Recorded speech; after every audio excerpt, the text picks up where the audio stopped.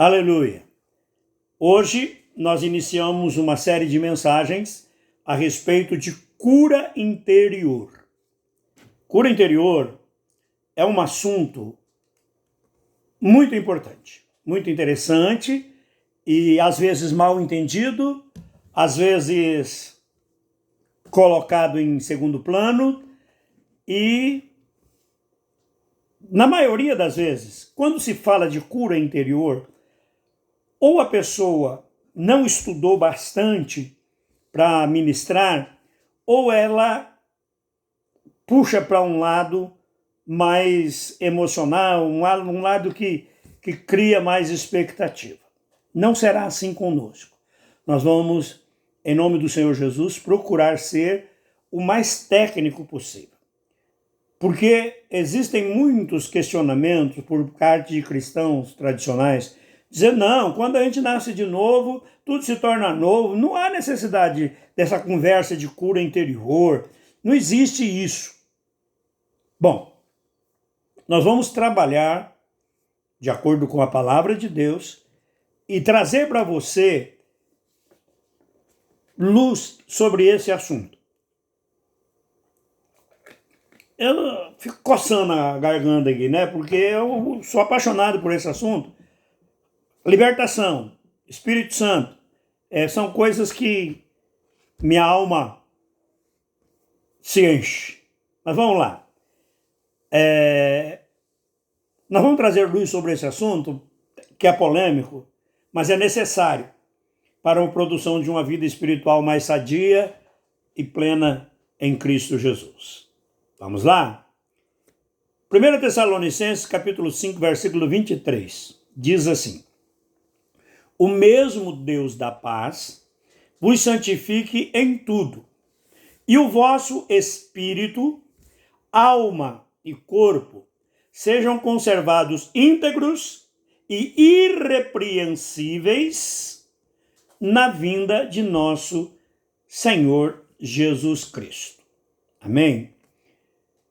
Eu sei que existem duas visões ou duas teorias teológicas a respeito do ser humano. Umas dizem que o homem é dicotomista, duas partes, dicotomia, duas partes.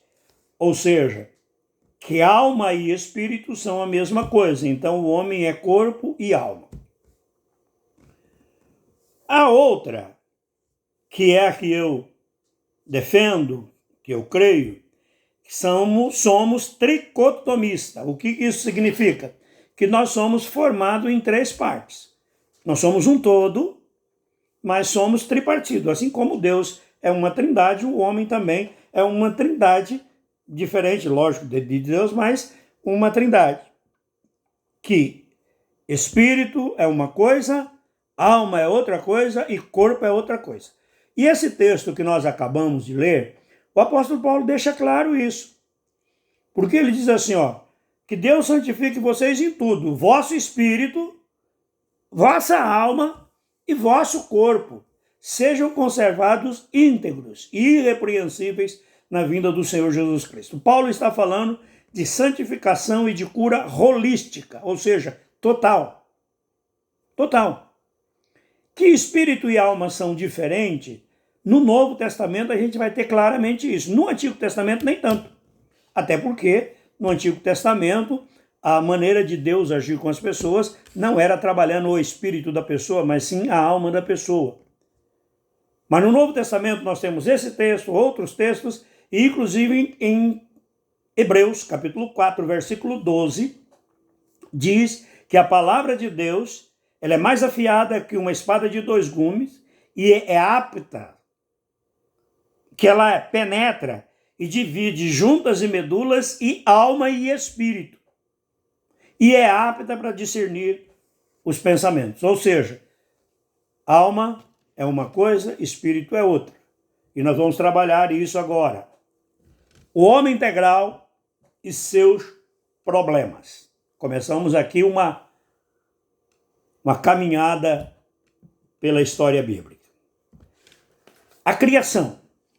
Lá em Gênesis, capítulo 1, do versículo 26 ao versículo 28, Deus cria o homem. No capítulo 2, versículo 7, e depois no 20 e 22, Deus dá ao homem uma outra condição, ou seja, primeiro nós temos um texto lá em Gênesis 1, 26 a 28, que é genérico, é geral, como a criação do ser humano. E depois no capítulo 2, no versículo 7, Deus vai definir como esse homem é feito. O homem, ele é produzido pela mão de Deus. As coisas da natureza passaram a existir através da palavra de Deus. O ser humano foi criado, foi feito por Deus e foi soprado para dentro do homem o fôlego de vida, que vem do Espírito de Deus, do Ruá de Deus, que fez que se o homem tivesse, então, sendo uma alma vivente. Ou seja, Deus fez um boneco de barro, soprou do Espírito dentro desse boneco, e esse boneco se tornou uma alma vivente, ou seja, espírito, alma e corpo. E lá no versículos 20 a 22, nós vamos ver que o homem também recebe agora uma esposa e ela é uma adjutora também capaz. Quando Deus criou o homem, Deus o fez com o Espírito, ou seja, o sopro de Deus, que comanda o homem, deveria ser o centro de comando do homem, porque é o local onde há um relacionamento com Deus. Uma alma, que é inteligência, sentimento e vontade. E isso Deus dá ao homem plenamente. Uma alma poderosa, doada por Deus. E dá ao homem a capacidade de decidir, que é a vontade do homem sendo feita. É o livre-arbítrio que nós temos tantos questionamentos hoje em dia. Corpo, formado da terra, mas com saúde e perfeição. Primeiro, o homem tem o poder de se reproduzir sem que para isso precise de uma ação direta de Deus. Nós costumamos dizer assim, que Deus me gerou, Deus me fez. E o salmista fala sobre isso, um salmo maravilhoso, uma poesia maravilhosa, fala que Deus teceu a nossa pele, os nossos elementos no ventre da mãe. É uma alegoria, é uma poesia. Deus deu ao homem capacidade dele se reproduzir. Se fosse assim, a pessoa que não tem Deus na vida não geraria filhos. Mas olha lá o que diz Gênesis 1, 26. E disse Deus, façamos o homem à nossa imagem, conforme a nossa semelhança, e domine sobre os peixes do mar, sobre as aves do céu, sobre o gado, sobre toda a terra e sobre todo o réptil que se move sobre a terra.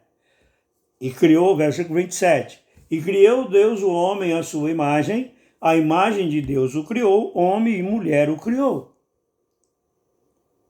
28, esse que é interessante. E Deus os abençoou e disse-lhes, frutificai e multiplicai-vos.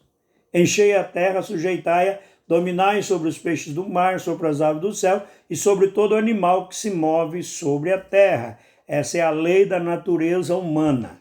Ou seja, uma capacidade biológica de reprodução. Assim como Deus deu aos animais, às árvores, a tudo a capacidade de se reproduzir, Deus deu também ao homem a capacidade de reprodução. Bom, pastor, mas e se a mulher for estéril? Nós oramos e Deus cura a mulher e ela gera filhos. Nem todas as pessoas que nasceram sobre a face da terra foram produzidas de acordo com a vontade de Deus, porque Deus quis e Deus fez. Não. Nós fomos gerados através da relação sexual de um homem com uma mulher. Agora, saiba disso, Deus ama a todos os seres que foram gerados de acordo com a sua ordem, com a sua palavra. Ou seja, Todos os seres humanos são amados por Deus, mesmo tendo nascido de um relacionamento pecaminoso, de um adultério ou de um abuso sexual. Não significa que essa criança que nasceu de um abuso sexual nasceu assim porque Deus determinou que ela ia nascer assim. Não.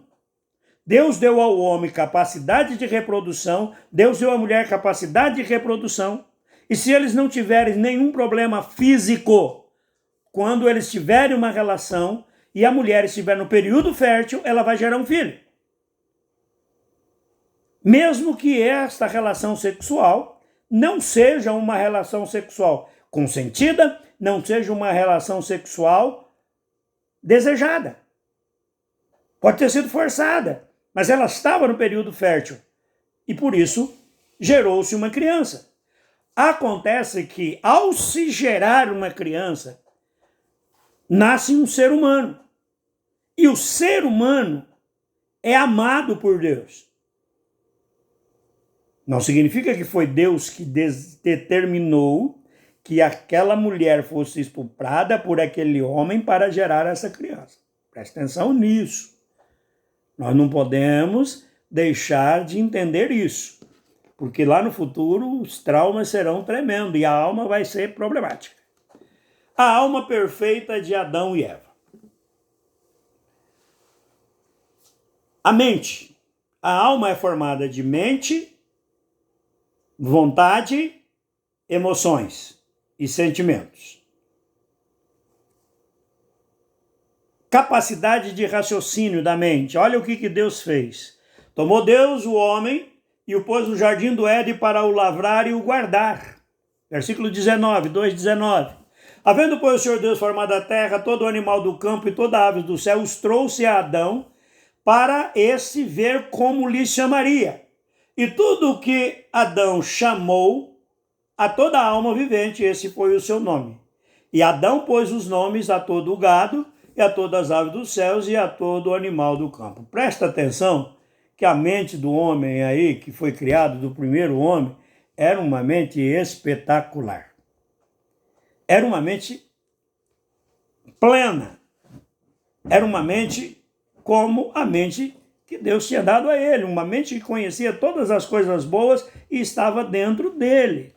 E nós vamos ver isso hoje em dia no ser humano. Olha, presta bem atenção. Nós vamos falar sobre os problemas da alma de hoje. Mas ainda hoje, as pessoas falam de ciência, falam disso, falam daquilo, falam um monte de coisa. Tudo que há de conhecimento e de ciência verdadeira. Não estamos falando de teorias, como teoria da evolução, teoria disso, teoria daquilo outro. Como ciência comprovada. Todas nasceram na mente humana.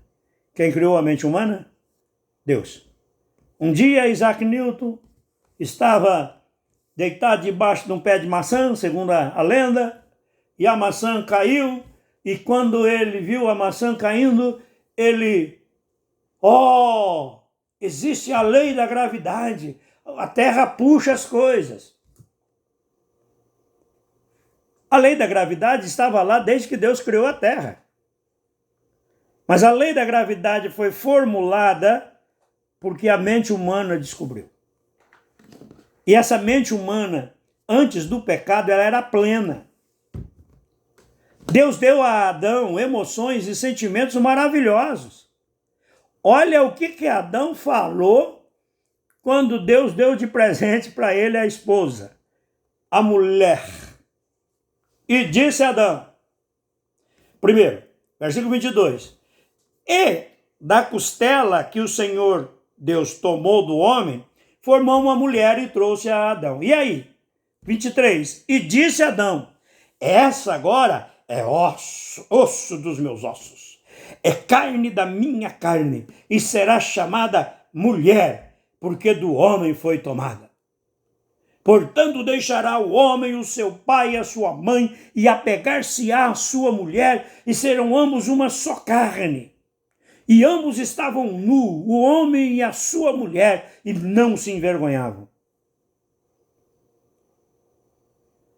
Quando Adão viu a Eva, Adão ficou apaixonado e falou coisas maravilhosas.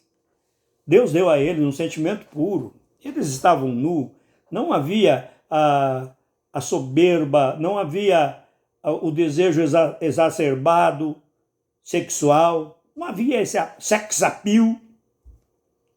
Era uma coisa pura.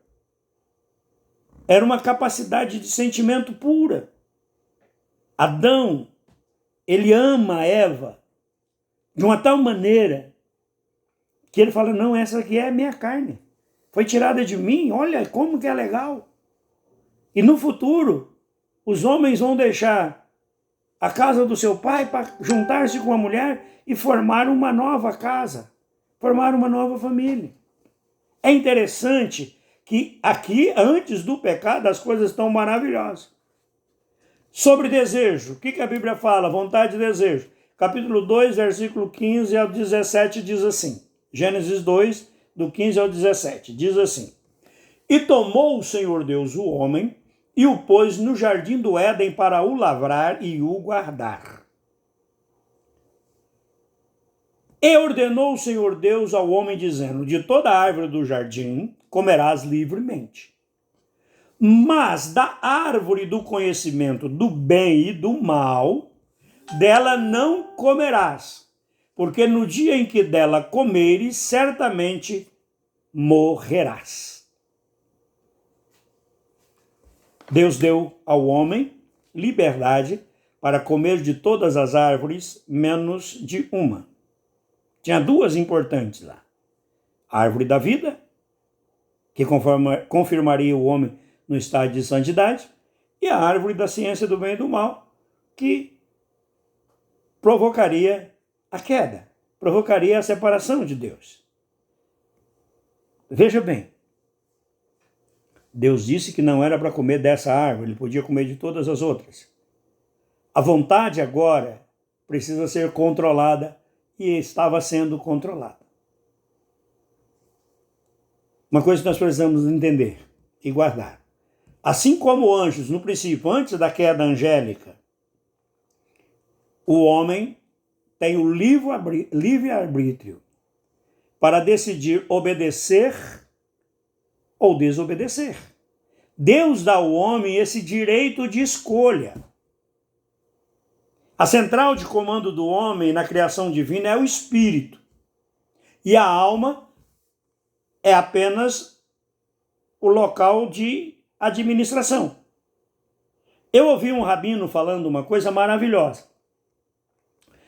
Ele diz assim, Deus, quando deu a alma para Adão e deu a mente para Adão, Deus colocou todo o conhecimento, inclusive a lei divina. As leis divinas estavam na mente de Adão. Elas estavam lá. E o homem podia acessá-las. O homem podia saber e conhecer. Mas como um software, o computador tem a parte física, que é o hardware, e tem a parte de gerenciamento, que é o software. Deus colocou no hardware, no computador, um programa, e que nesse programa tinha todas as capacidades que o homem necessitasse, inclusive o conhecimento da lei de Deus. Mas nós chegamos no capítulo 3 de Gênesis e acontece uma coisa tremenda. Olha aqui, Gênesis 3, de 1 a 6. Ora, a serpente era mais astuta que todas as alimárias do campo que o Senhor Deus tinha feito. E esta disse à mulher, é assim que Deus disse, não comereis de toda a árvore do jardim? E disse a mulher à serpente, do fruto das árvores do jardim comeremos. Mas do fruto da árvore que está no meio do jardim, disse Deus, não comereis dele, nem nele tocareis, para que não morrais. Então a serpente disse à mulher, certamente não morrereis. Porque Deus sabe que no dia em que dele comerdes, se abrirão os vossos olhos e sereis como Deus, sabendo o bem e o mal. E viu a mulher que aquela árvore era boa para se comer e agradável aos olhos e desejável para dar entendimento, tomou do seu fruto e comeu e deu também ao seu marido e ele comeu com ela. Queridos, aqui está o grande problema da humanidade. E aqui está o grande problema do nosso tema, que é cura interior, cura da alma. A tentação de Satanás foi direcionada à alma de Eva. Não foi direcionada direta, com choque ao espírito do relacionamento com Deus. Satanás, ele não veio entrando querendo destruir de cara o relacionamento com Deus. Ele entrou fazendo o quê?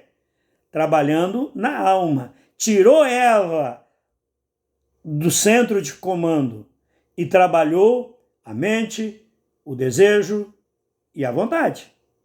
Vamos ver o que está mostrando aqui? Do versículo de 1 a 4, ele primeiro ataca a mente de Eva. É assim que Deus disse. Ele forçou Eva à lembrança, despertou a memória. E aí disse que Deus não queria que eles comessem da árvore por causa do conhecimento. Deus não queria que eles tivessem conhecimento. De novo, Deus tinha dado todo o conhecimento necessário para o homem. Por que Deus não deu o conhecimento do mal para o homem? Porque ele disse, Satanás disse, você só conhece o bem, mas se você comer dessa árvore, você vai conhecer o bem e o mal. Mas o mal não estava na terra. O mal não estava na criação. Deus tinha feito tudo muito bom, muito perfeito, até o homem. Mas agora, Satanás vem e diz assim, existe uma outra coisa que Deus não quer que você saiba. Mente. Despertou a mente. Quando ele mexeu com a mente, também mexeu com as emoções. Por quê? Porque a mulher falou, não, vocês vão ser como Deus.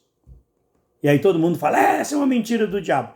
Vai lá no capítulo 3, lá no versículo 21, que você vai ver que a Bíblia diz assim, que ele, como nós, agora conhece o bem e o mal. Vamos tirar isso daqui.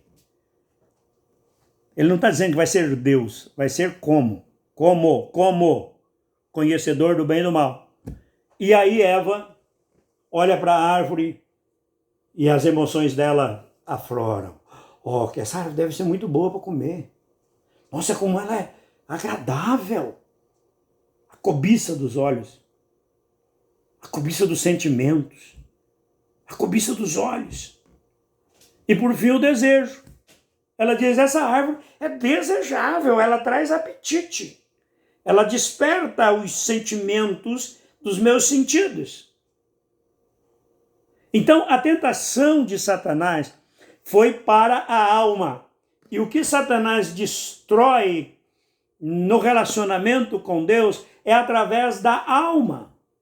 Quando Eva come e dá para Adão e Adão come, a alma de Eva e a alma de Adão são deterioradas. O espírito morre. Primeira morte, morte espiritual. A segunda morte, a morte eterna. Mas existe uma outra morte, a morte física, que é uma consequência da morte espiritual lá no Éden. Quais são as consequências da desobediência e do pecado? A primeira coisa, o espírito morreu. O que isso significa?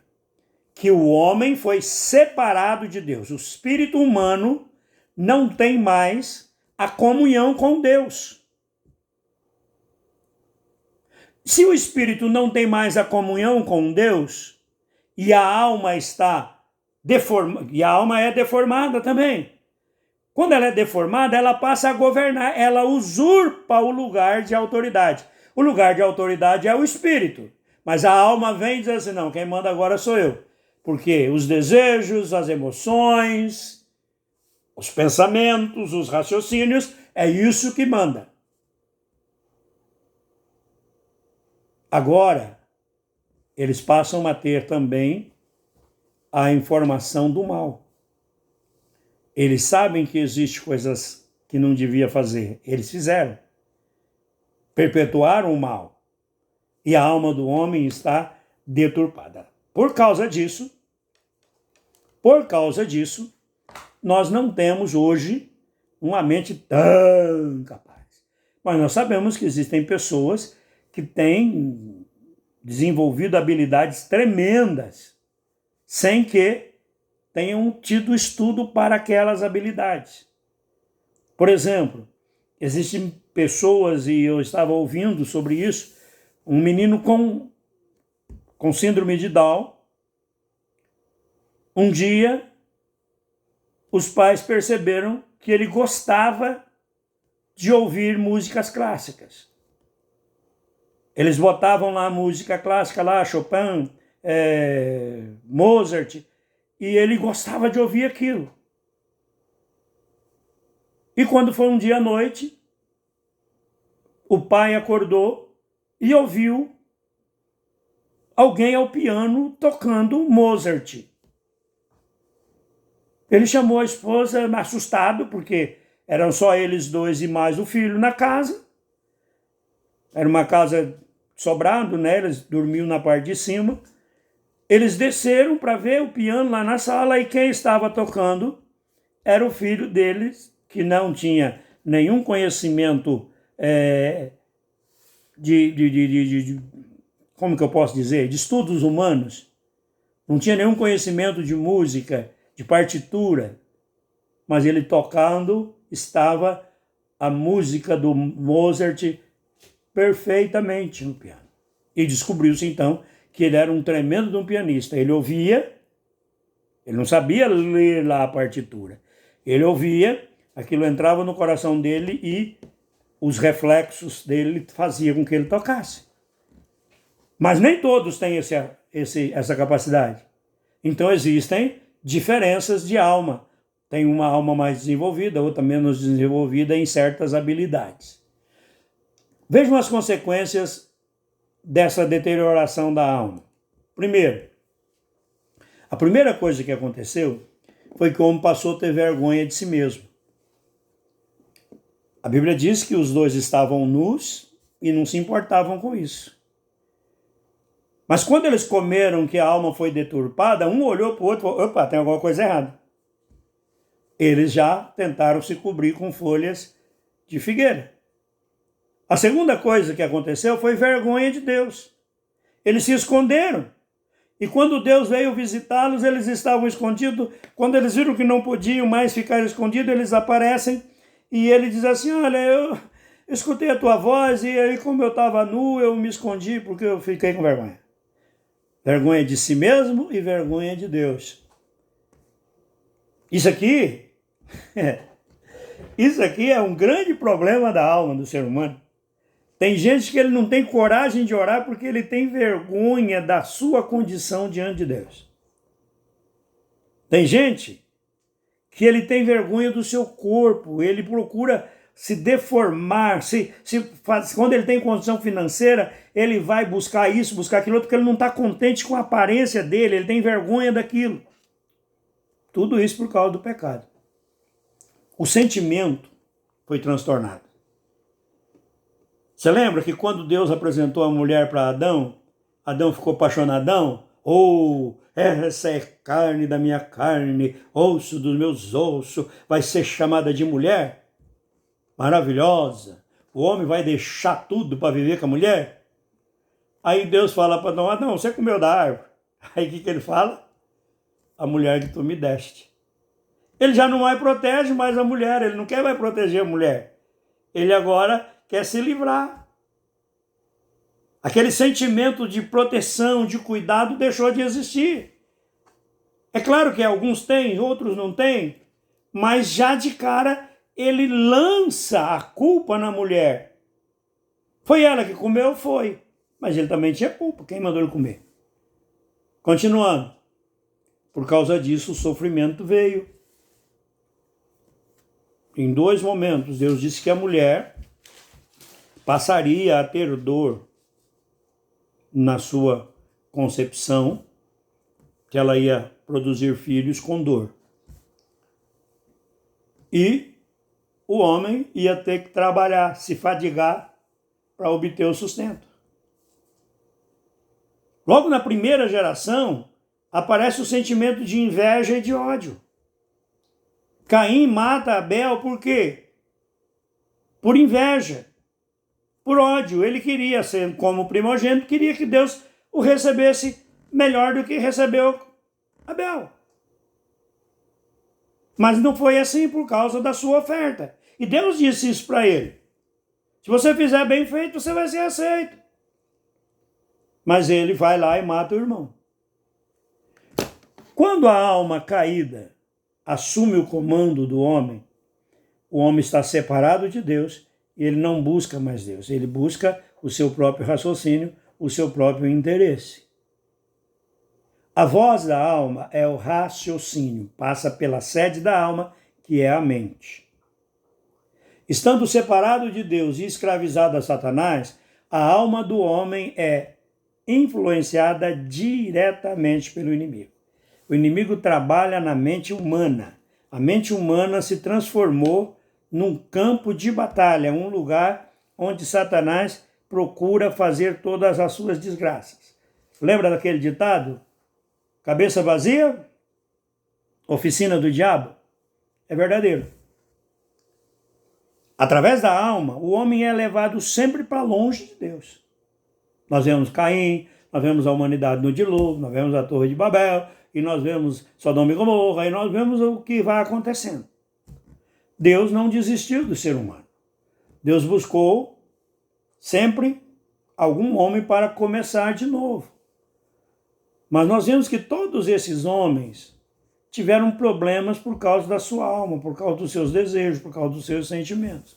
A Bíblia diz que Noé era especial, tanto que por causa da especialidade dele, de ele ser um homem tão honrado, tão servidor a Deus, o mundo foi salvo, a humanidade foi salva no dilúvio. Mas o que aconteceu logo que acabou o dilúvio? Ele plantou uma vinha, tomou um porre, encheu a cara, e por causa disso o filho zomba dele, e ele amaldiçoa a descendência do filho dele, a mente. Abraão, o pai da fé, o homem maravilhoso, que nós devemos olhar para Abraão e vermos nele as qualidades maravilhosas que ele tem, mas a alma dele criou problema. Deus tinha dito que dava um filho para ele. Um dia a Sara chega para ele e falou, já faz tantos anos que Deus falou que ia dar esse filho, não deu ainda, quem não pode ter filho sou eu. Pega a escrava, faz um filho na escrava. O que ele falou? Tá legal. Cedeu. Ah, outra coisa. Ele tinha 75, ela 65, quando eles saíram da terra deles. Mas ela era uma mulher linda. Eles eram meio irmãos. Eles eram filhos do mesmo pai, mas não da mesma mãe. E então, quando eles chegaram no Egito, ou em outras partes, ele pediu para Sara mentir. Para Sara dizer, não, eu não sou mulher dele, não, eu sou irmã dele. Era uma meia-verdade, que é uma mentira inteira. Mente. Alma. Alma. Alma. E aí nós vemos, até hoje, como vem. Todos falharam. E todos falham porque a alma é suscetível ao ataque de Satanás. Então, Deus precisa restaurar o homem e mudar o modo de se relacionar com o homem. Não dá mais para Deus se relacionar com a alma. Deus precisa fazer com que o espírito do homem volte a viver para manter um relacionamento com o espírito do homem e assim acontecer. Tudo que o homem toca se corrompe. Em Jeremias 8,8 diz que a lei foi corrompida pelos homens. Aí Deus já tinha criado lá antes da fundação do mundo, um projeto de restauração de comunhão. Olha o que Deus diz através do profeta Ezequiel. Capítulo 36, versículo 26 e 27. E dar-vos-ei um coração novo, e porei dentro de vós um espírito novo. E tirarei da vossa carne o coração de pedra, e vos darei um coração de carne. E porei dentro de vós o meu espírito, e fareis que andeis nos meus estatutos e guardeis os meus juízos, e os observeis. Deus está dizendo que vai mudar. Não vai mais ser através de conhecimento, não vai ser através de alma, de sentimento, de desejo, de mente, mas vai ser através do Espírito. O espírito humano vai ser revivido. E para isso, o espírito do homem tem que voltar a viver.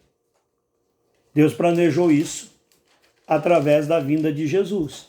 Nós sabemos que Jesus se fez homem, tinha uma natureza humana, como a natureza de Adão antes do pecado, e por causa disso ele não estava contaminado com o pecado, porque ele não era filho do homem, ele era gerado através do óvulo de Maria. O óvulo de Maria foi fecundado, Maria participou da geração de Jesus, mas não foi o Adão, não foi o homem que gerou Jesus, foi o Espírito Santo que fecundou o óvulo de Maria, não foi o sêmen de um homem, não foi o sêmen do descendente de Adão.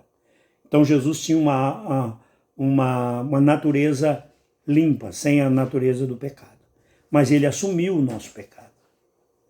Olha o que o profeta Isaías diz no capítulo 53, versículo 3 e 5. Isaías 53, versículo 3 e 5, versículo maravilhoso. Era desprezado, o mais rejeitado entre os homens, homem de dores e experimentado no trabalho. E como um de quem os homens escondiam o rosto, era desprezado e não fizemos dele caso. Verdadeiramente, ele tomou sobre si as nossas enfermidades e as nossas dores levou sobre si. Nós o reputávamos por aflito, ferido de Deus e oprimido. Mas ele foi ferido por causa das nossas transgressões e moído por causa das nossas iniquidades. O castigo que nos traz a paz estava sobre ele, e pelas suas pisaduras fomos sarados. Todos nós andávamos desgarrados como ovelhas.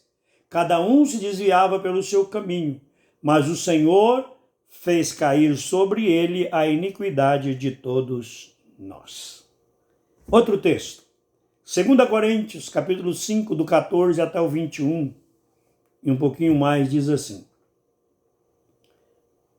porque o amor de Cristo nos constrange, julgando nós assim, que se um morreu por todos, logo todos morreram. E ele morreu por todos, para que os que vivem não vivam mais para si, mas para aqueles que por eles morreu e ressuscitou. Assim que, daqui por diante, a ninguém conhecemos segundo a carne. E ainda que tenhamos conhecido Cristo segundo a carne, contudo já não o conhecemos desse modo. Assim que, se alguém está em Cristo, nova criatura é. As coisas velhas já passaram, e eis que tudo se fez novo. E tudo isso provém de Deus, que nos reconciliou consigo mesmo por Jesus Cristo e nos deu o ministério da reconciliação. Isto é, Deus estava em Cristo, reconciliando consigo o mundo, não lhes imputando os seus pecados, e pôs em nós a palavra da reconciliação, de sorte que somos embaixadores da parte de Cristo, como se Deus por nós rogasse. Rogamo-vos, pois, da parte de Cristo, que vos reconcilieis com Deus. Aquele que não conheceu o pecado, o fez pecado por nós, para que nele fôssemos feitos justiça de Deus. Aleluia. Aleluia. Isaías profetiza que o Cristo vai ser um homem e que o Cristo vai levar sobre si a iniquidade de nós todos, as nossas enfermidades, as nossas doenças, e vai nos restaurar. Paulo diz, aconteceu. Cristo levou sobre si tudo. Tudo. Cristo curou para nós o nosso espírito, a nossa alma e o nosso corpo na cruz do Calvário. Isso chama-se salvação holística ou salvação completa. Só que essa salvação completa, ela vai se manifestar plenamente quando nós nos encontrarmos definitivamente com Cristo. Nós temos um primeiro encontro com Cristo através do Evangelho. Quando nós ouvimos o Evangelho, que Cristo desceu da sua glória, se fez homem, viveu como homem, assumiu o pecado da humanidade, morreu no lugar da humanidade e ressuscitou para a glória de Deus. E o Espírito Santo nos convence disso. Nos convence que somos pecadores e precisamos disso. Nesse momento, quando nós somos convencidos e quando nós confessamos a Jesus como Senhor, o Espírito que estava morto, o nosso espírito, o espírito humano que estava morto, ou seja, separado de Deus, volta à vida, é ressuscitado em Cristo. O que acontece no novo nascimento? O Espírito Santo, quando nós confessamos a Jesus, ele nos pega, espiritualmente falando, pega o nosso espírito e prega na cruz com Cristo. Nós somos crucificados juntamente com Cristo lá naquele dia. E como Cristo saiu da sepultura, nós somos ressuscitados com Cristo. Agora nós não somos mais filhos de Adão apenas. Nós não somos mais herdeiros do pecado, porque o pecado morreu e foi sepultado em Cristo. E nós ressuscitamos com uma nova natureza, a natureza divina que nos é dada pela ressurreição e nossa justificação. E isso não depende de eu fazer ou de eu deixar de fazer. Depende de eu crer em Jesus. De eu receber a Jesus como meu Senhor. Não é o que eu fiz, nem o que eu vou fazer. É o mover do Espírito Santo em mim, me curando, me dando a fé e ressuscitando o meu espírito. Isso é salvação definitiva, santificação, definitiva, o novo nascimento.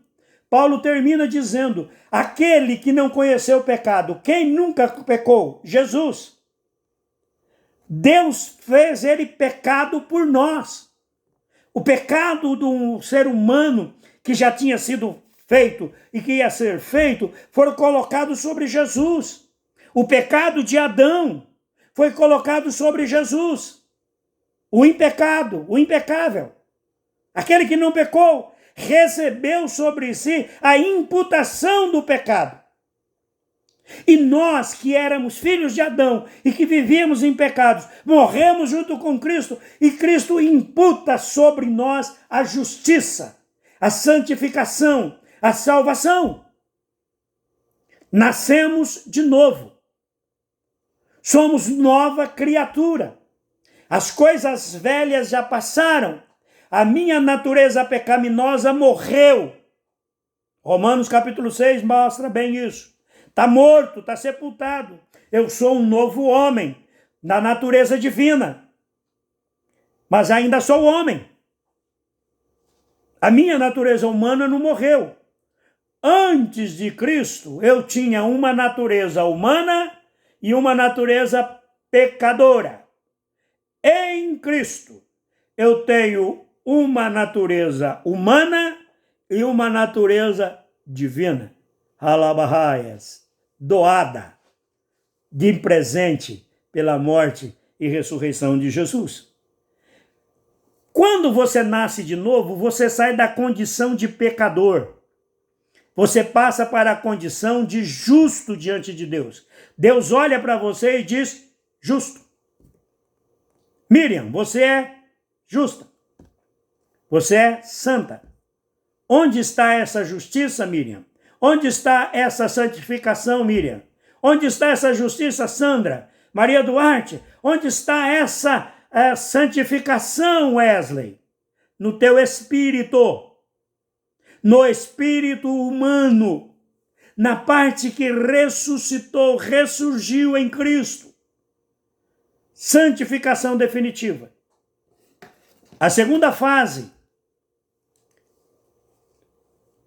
é o texto que nós falamos lá. Vou falar mais um texto sobre a santificação definitiva. Veio para o que era seu. João 1, 11, do versículo 11 ao 13.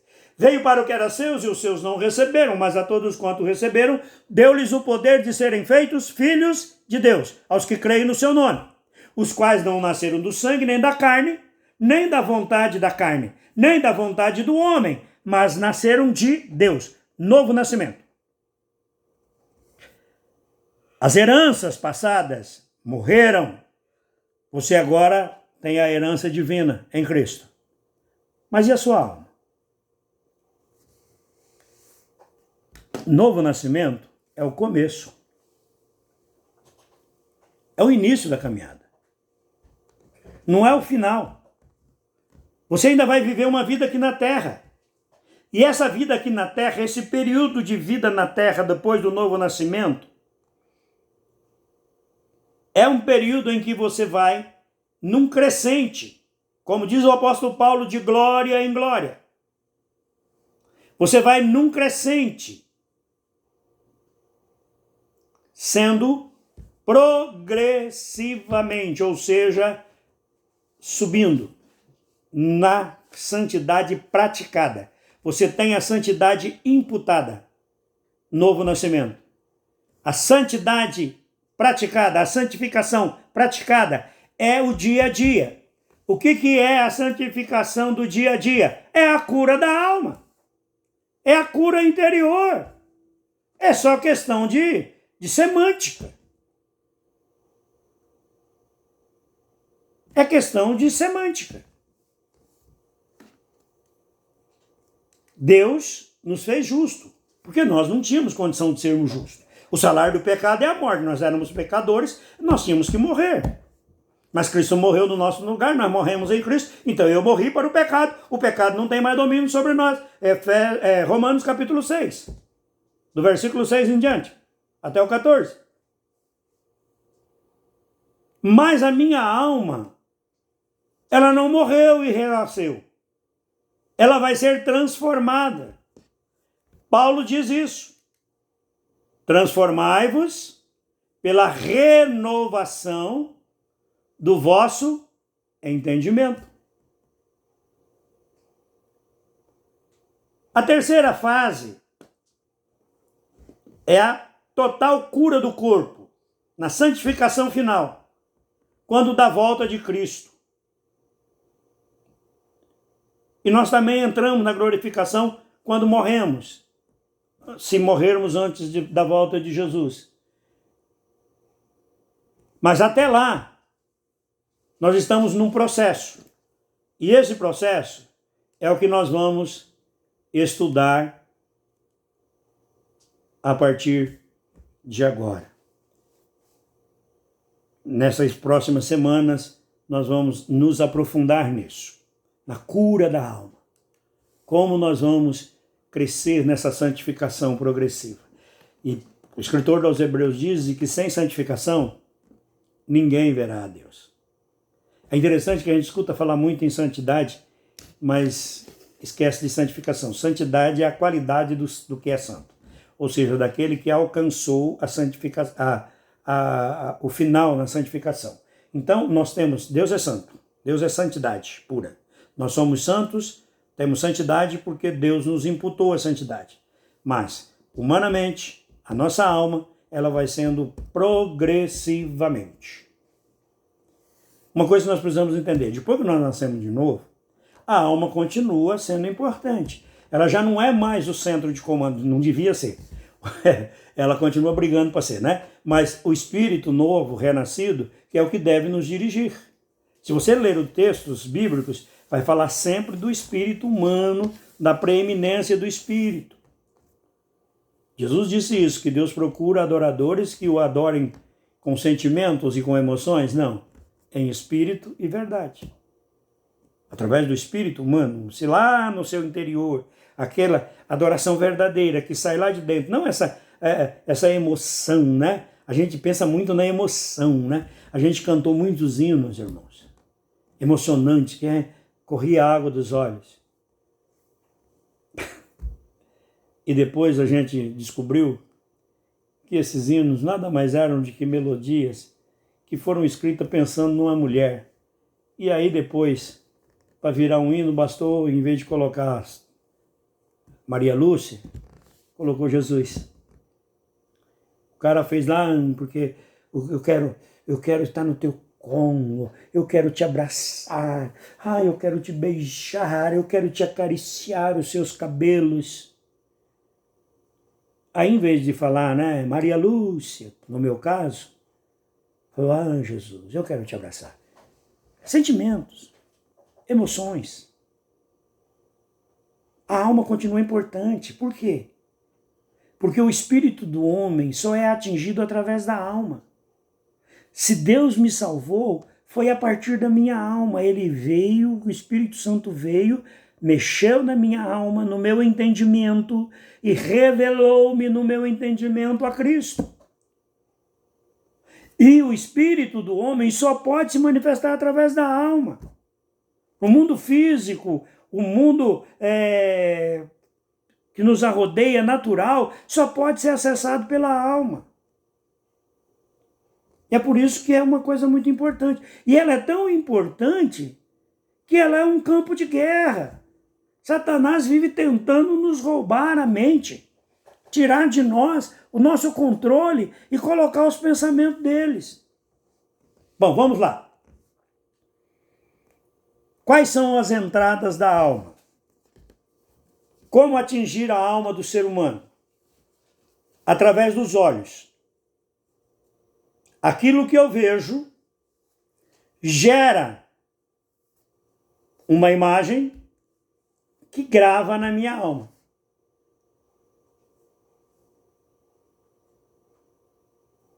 Memória fotográfica, já ouviu falar disso? Por que você reconhece pessoas que às vezes passaram anos sem você ver? Eu era magrinho, bonitinho, saradinho, sargentinho, e virei um homem gordinho. Quando eu estava no exército, eu pesava 69, 70 quilos, com 1,70 m de altura. Depois que eu dei baixa, parei de fazer exercício, já tinha quebrado a mão no exército, tomei alguns corticoides, meu corpo mudou, eu cheguei a pesar 133 quilos, ou seja, aquele magrelinho, fininho, pequenininho, com cara de bebê, se transformou nessa figura aqui. Eu saí de Naviraí quando eu tinha 18 anos, em 1979, e voltei definitivamente a morar um tempo em Naviraí em 2015, ou seja, 36 anos depois. Eu não lembrava de muita gente, mas muita gente me reconhecia, porque eles tinham uma memória fotográfica que processou que aquele desenvolvimento. Os olhos atingem a alma.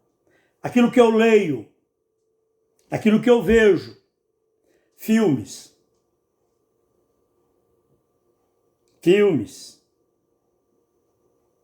como tem atingido a alma, né?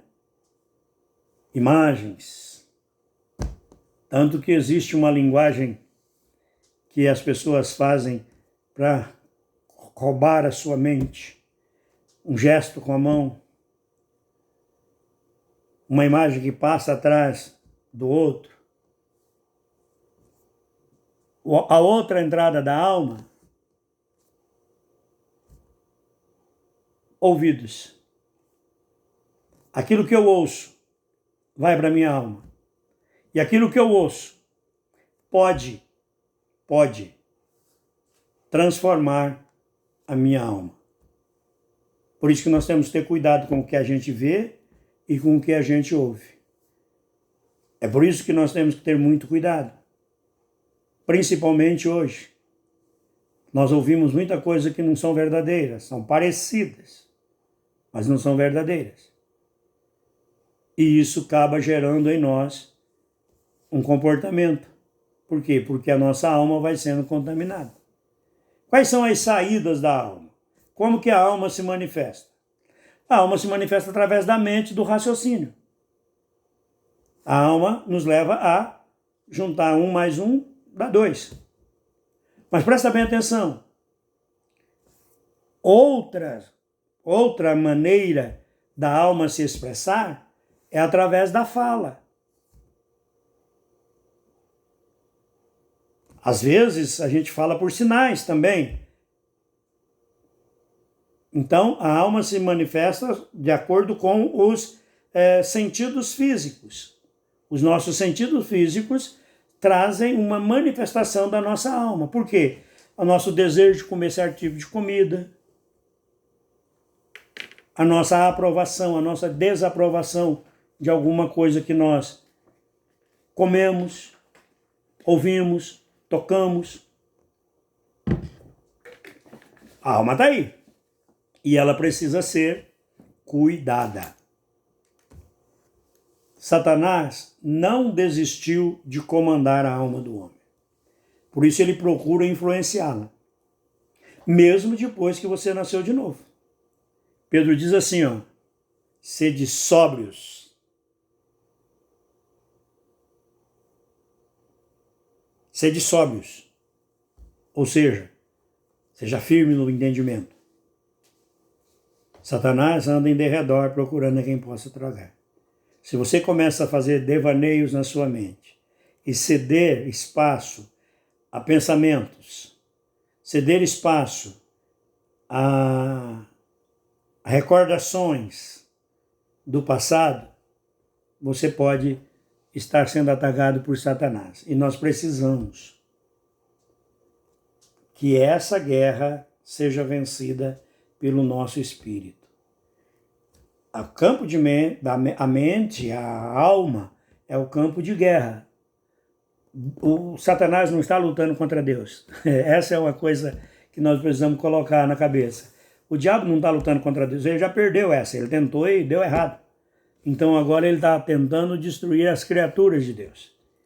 E tem vencido muitos. Pastores, famosos, pregadores, homens, vacilaram e caíram. Por quê? Porque Satanás os tentou. E tentou aonde? Na alma, nos desejos, trazendo soberba, trazendo manifestações que não devia estar lá. Mas eles não eram cristãos? Eram. Mas morreu. Como que é composta a alma do homem? Das suas vontades ou desejos. Como é formado a vontade e os desejos do homem? Primeiro, por herança genética, até a 3ª e 4ª geração ascendente, ou seja, anterior. Pelo convívio familiar, pelo convívio em sociedade.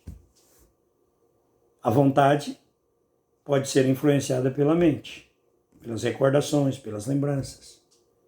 Então nós precisamos tomar cuidado. Nós não vamos descer muito fundo hoje, tá? Vamos passar só rapidamente. Os sentimentos e emoções. Como que são gerados os sentimentos e emoções? Herança genética, até a 4ª geração ascendente, anterior. Convívio familiar, convívio na sociedade. A emoção também é influenciada pela mente, pelos pensamentos, pelas recordações, pelas memórias. Um defeito de formação genética pode criar problemas muito grandes no ser humano, na alma do homem. Por exemplo, mesmo um acidente que possa atingir a mente do homem, atingir o cérebro, pode causar mudanças terríveis, até físicas. Tem muita gente que era uma pessoa boa honesta, e de repente ela sofre uma pancada, um trauma físico, um trauma na cabeça, e ela se transforma numa pessoa terrível. Por quê? Porque muda tudo. Mas Deus pode mudar essas coisas. A mente e o intelecto também. A capacidade mental, ela traz um registro genético. A maneira de pensar, a maneira de reagir, a maneira de raciocinar, vem dos nossos antepassados até a quarta geração. O convívio familiar, convívio em sociedade, estudos e oportunidade. De novo, um defeito, um acidente aqui, ou um caso de um defeito físico genético, pode causar problemas na alma do homem, atingindo desejo, vontade, sentimento, emoção, mente e intelecto. A sede da alma é a mente. É por onde passam tudo. Passa a memória, passa os desejos, passa tudo por lá. Quem gerencia a alma do homem é a mente. É por isso que a nossa mente é a praça de guerra de Satanás. Porque se ele controlar a nossa mente, ele vai levar a nossa personalidade pro bagaço. E o nosso caráter pro bagaço. A alma é a ligação entre o material e o espiritual. Entre o abstrato e o concreto. Não se atinge o espírito do homem sem passar pela alma. E o espírito do homem não pode se manifestar no mundo físico se não for pela alma do homem. Então nós precisamos tomar cuidado, porque tanto a manifestação do Espírito Santo, que está em contato com o nosso espírito, vai se manifestar através da alma, e por isso nós temos que tomar cuidado, porque muitas vezes manifestações do Espírito Santo são contaminadas pelo homem, porque o homem não está no domínio, já falamos sobre isso. Nós precisamos tomar cuidado sobre isso. Só a palavra de Deus pode dizer quem está no comando, se é o Espírito ou se é a alma. Bom, o que é então a cura interior? A cura interior é o trabalho de mão dupla entre o Espírito Santo de Deus, através da palavra de Deus, e o ser humano. Por quê? O Espírito Santo não vai pegar você e transformar a sua mente, transformar os seus desejos, transformar a sua vontade, a revelia de você. Se você não for ler a Bíblia, você não vai conhecer a Bíblia. Como é que você vai saber o que está escrito na Bíblia se você não lê a Bíblia? Então, você tem alguma coisa a fazer. Quando Paulo diz, transformai-vos pela renovação do vosso entendimento, Paulo está dizendo, substitua o que você sabe por uma coisa nova. Substitua o que você aprendeu com o mundo pela palavra de Deus. Você nasceu com uma alma que foi formada pela uma geração genética. Você recebeu a ascendência, a maneira de pensar do seu pai, ou do seu avô, ou do seu bisavô, ou do seu trisavô. A maneira de se portar de uma pessoa. Quantas vezes alguém diz assim, gente, esse menino ou essa menina não conheceu o bisavô dela, mas ele age do mesmo jeito. O mesmo modo de falar, o mesmo modo de sentar, o mesmo modo de agir. Por quê? Herança genética. Está lá na memória, está lá nos sentimentos, está lá na emoção. E isso é grandiosamente perigoso. Porque é aí que entram os problemas das vidas passadas. Lembra que existe muito essa história de há não sei quantos milhões de anos eu era não sei o quê? É interessante que ninguém é muito ruim, né? Sempre é príncipe, é não sei o quê mais lá. Não. Às vezes eu tenho trejeitos e eu tenho coisas que eu herdei de um parente que eu não conheci. Isso não é uma vida passada. É de uma pessoa passada, mas está em mim por causa da herança genética. E eu preciso tomar cuidado com isso, porque isso não pode determinar a minha vida no dia a dia, porque é a palavra de Deus que gerencia a minha vida.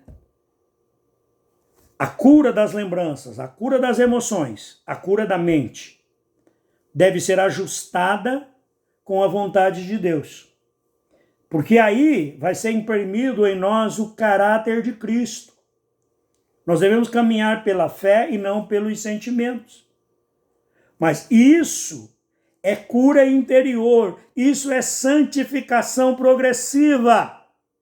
Então, cura interior, cura da alma, é o mesmo que santificação, é a mudança de costumes, é a mudança no raciocínio, é a mudança nas memórias, é a mudança em toda a alma do homem. E nós precisamos disso sim, sempre. Não existe essa de você passar por um processo de cura interior e pronto, acabou. Por um tempo acabou. Mas o inimigo vai atacar e vai tentar trazer. E se você não tomar cuidado, você vai cair nessa. Amém, queridos? Bom, quando nós nascemos de novo, Deus cura nosso espírito e nos dá tudo o que precisamos para ter uma vida santa, reta e perfeita em comunhão com Ele. Nos dá um novo espírito, nos dá uma nova vida, nos dá uma nova natureza, uma natureza gerada de Deus, da semente divina. Nós nos enroscamos, nós passamos por problema por causa da nossa alma. A nossa alma pode ser traduzida em alguns textos da Bíblia como carne. Sabe, quando a Bíblia diz assim, o espírito está pronto, mas a carne é fraca, ele está falando que a alma, Jesus falou sobre isso, falou a sua alma, a sua natureza humana ainda é suscetível a ataques. Você precisa mudar isso. As enfermidades da alma foram geradas através do pecado. Alguns pecados que nós cometemos. Alguns pecados geracionais. Não significa que esse pecado geracional vai me tirar da salvação, vai me levar para o inferno. Não. Cristo morreu, nós estamos livres desse pecado geracional. Mas esse pecado geracional influenciou a maneira de agir do meu avô, do meu bisavô. Tem muita gente repetindo o pai, repetindo os avós, os bisavós. Tanto física como emocionalmente. E nós precisamos tomar cuidado disso. Nossa alma e mente foi afetada pelo pecado e precisa ser curada. Só que essa cura, ela é progressiva, ela é dia a dia. E ela vem através da renovação do entendimento. Ela vem através do contato com a palavra de Deus. E de você entender que isso que você está passando não define quem você é. Lá em coaching, lá em PNL, programação neurolinguística, tem uma frase que diz assim, o mapa não é o território. O que isso significa? O desenho que você vê não é a realidade do território. Você vê apenas as delimitações. Quando você entra no território, tem um punhado de coisa diferente. Provérbio diz assim como ele imaginou no seu pensamento, assim ele é. Por isso que nós temos que tomar cuidado com esse negócio. Cura da alma. Cura da alma. Santificação da alma. E o Espírito Santo vai nos vivificar. Vai nos dar uma nova vida através da palavra de Deus. Através de ouvir a palavra de Deus, através da leitura da palavra de Deus, da comunhão com Deus. Em Filipenses capítulo 1, Paulo, no versículo 6, Paulo diz, aquele que começou a boa obra vai aperfeiçoá-la até o dia de Cristo. Ou seja, há uma progressividade. Qual é a obra que Deus vai completar? Mas Deus não já fez tudo lá na cruz? Fez. Mas tem uma obra que precisa ser completa, está falando? O que é isso? A santificação da alma. A cura da alma. A cura interior. A cura da alma consiste no operar diário da cruz de Cristo em nossa vida. A salvação da cruz precisa passar para a nossa vida dia a dia.